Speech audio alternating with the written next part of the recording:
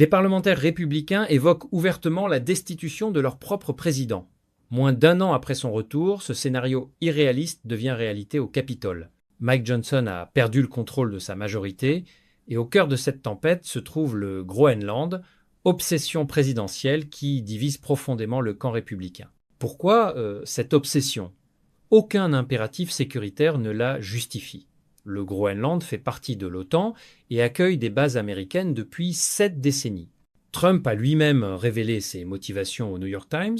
La propriété apporte des avantages qu'aucun accord ne peut offrir. Il s'agit d'appropriation pure, pas de défense nationale. Plus troublant, le président serait fasciné par l'apparence du Groenland sur les cartes. La projection Mercator exagère sa taille par distorsion cartographique et cette illusion aurait alimenté son obsession. Des géographes ont dû intervenir pour expliquer la réalité. Nous en sommes à débattre du type de carte à montrer au président. Don Bacon, représentant républicain du Nebraska, menace maintenant d'une procédure de destitution. Il a qualifié le projet de bouffonnerie absolue.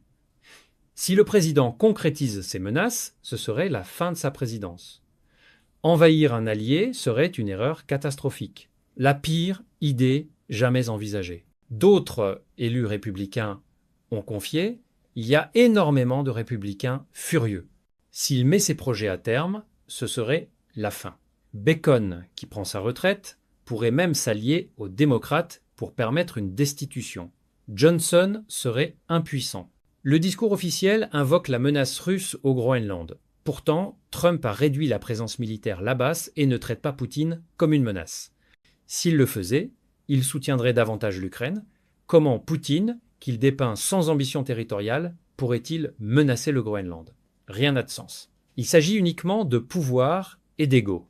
Plusieurs pays européens ont envoyé du personnel au Groenland. Le sénateur McConnell a déclaré n'avoir entendu aucun besoin réel. Une délégation bipartisane s'est rendue à Copenhague en opposition. 3 Américains sur 4 rejettent ce projet. Le Danemark et le Groenland maintiennent. Le territoire n'est pas à vendre. Cette administration fonctionne sur l'ego présidentiel et des ambitions d'un autre siècle.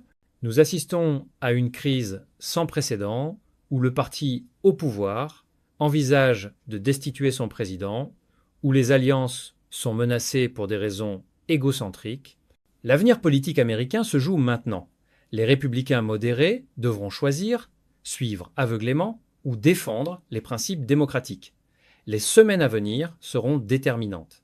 Si cette analyse vous a été utile, abonnez-vous et laissez un commentaire.